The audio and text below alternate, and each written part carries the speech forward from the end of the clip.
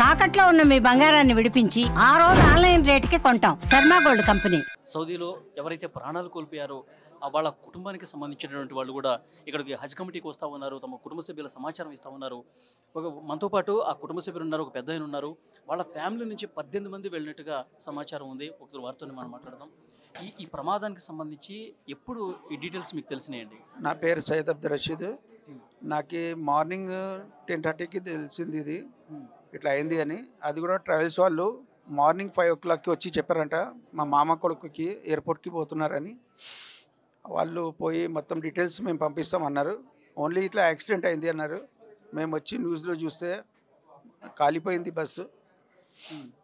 దాంట్లో 18 మెంబర్స్ ఉన్నారు. మా మామ ఉన్నారు, మా అత్తగారు ఉన్నారు, మరిదిలు ఉన్నారు, అందరూ ఉన్నారు. అత్తగారితో పాటు ఎవరు ఉన్నారు? ఇంకా చిన్న పిల్లలు కూడా ఉన్నారు. 9 మెంబర్స్ ఉన్నారు. పిల్లలు 9 మంది ఉన్నారు. అవును, చిన్న పిల్లలు 9 ఉన్నారు, పెద్దలు 9 ఉన్నారు. మా భార్య ఉంది, మా బిడ్డ ఉంది, పెద్ద బిడ్డ ఉంది. మీ భార్య కూడా ఉన్నారా? మా భార్య కూడా ఉంది. మీ పెద్ద బిడ్డ కూడా? పెద్ద బిడ్డ కూడా ఉంది.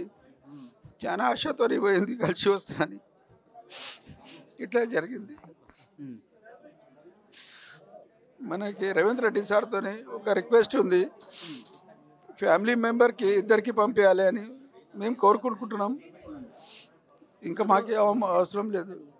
ఈ హజ్ కమిటీ దగ్గరికి ఎవరైనా వచ్చారా? అధికారులు కానీ మంత్రులు కానీ ఎవరైనా వచ్చి మీతో ఏమైనా మాట్లాడటం జరిగిందా? ఈడ కమిటీ నడిచింది, దాంట్లో చెప్పినారు పంపిస్తారని. మినిస్టర్ అజారుద్దీన్ వచ్చారు కదా, ఇక్కడ వచ్చారండి. వాళ్ళు చాలా హెల్ప్ చేశారు. వాళ్ళకి చెప్పారా మీరు మమ్మల్ని అక్కడ పంపించండి? పంపిస్తారన్నారు. కానీ ఒక మెంబర్కి చెప్పినారు. నాకు ఒక్కటే బిడ్డ ఉంది, ఇంకా ఇప్పుడు ఎవరు లేరు. ఆ బిడ్డకి తీసుకుపోవాలి అని ఆలోచిస్తున్నాం.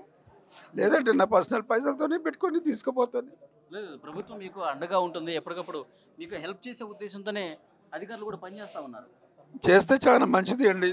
రేవంత్ రెడ్డి గారికి రిక్వెస్ట్ పెడుతున్నాం. ఇంకా ఏం లేదు.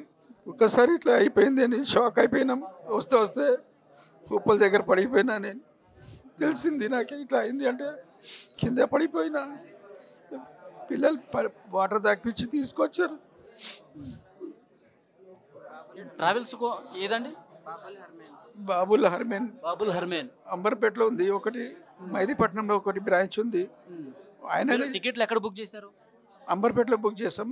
చాలా హెల్ప్ చేస్తారు. ఆయననే ఫస్ట్ చెప్పినారు మాకి. ట్రావెల్స్ చెప్పి ఆయన కూడా పోయినారు, దుబాయ్కి, సౌదీ పోయినారు.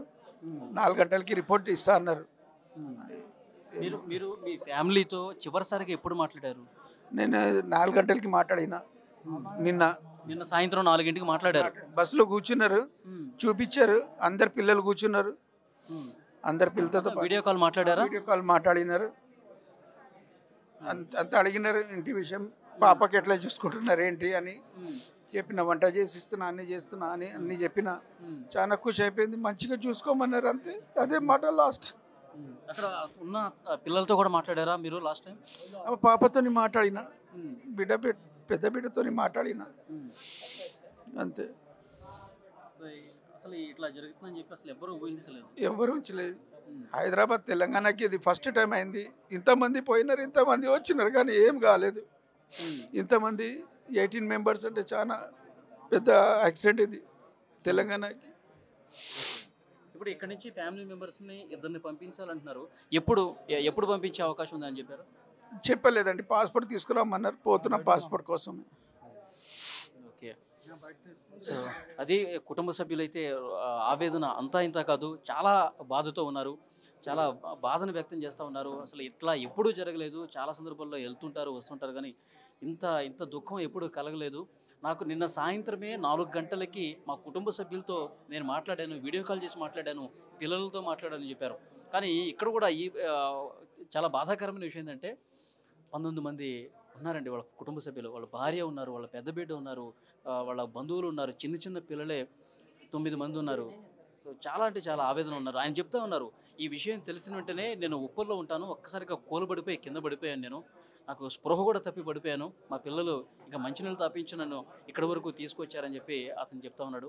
చాలా బాధాకరమైన విషయం. హజ్ కమిటీలో కుటుంబ సభ్యుల రోదనలు అంతా ఇంత కాదు. ఇక్కడికి వచ్చి అధికారులతో మాట్లాడి కుటుంబ సభ్యులకు సంబంధించిన సమాచారం ఇవ్వండి.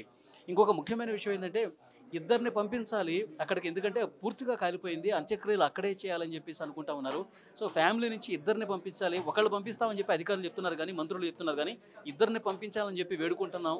ప్రభుత్వం మాకు ఈ క్షణంలో మాకు అండగా ఉండాలని చెప్పి కూడా వాళ్ళు కోరుతూ ఉన్నారు. కానీ చాలా బాధాకరమైనటువంటి పరిస్థితులు ఇక్కడ కనిపిస్తూ ఉన్నాయి.